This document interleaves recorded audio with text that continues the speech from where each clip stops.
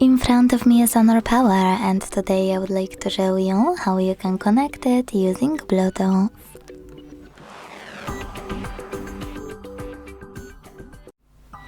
Begin by opening Devices Settings. Then tap on Bluetooth over here and select Gray switcher next to Bluetooth feature to activate it. Finally, wait for available devices to show. When they do, click on the one you wish to connect to. Select this icon next to allow access to your contacts and call history, and tap on Pair.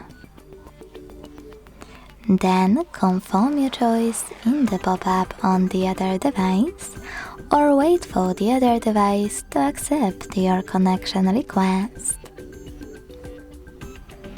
As you can see, after a couple of seconds, my devices were successfully connected.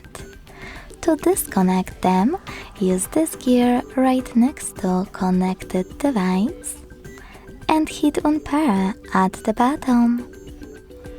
Thanks so much for watching. If you enjoyed this video, don't forget to leave a like, comment and subscribe. Bye!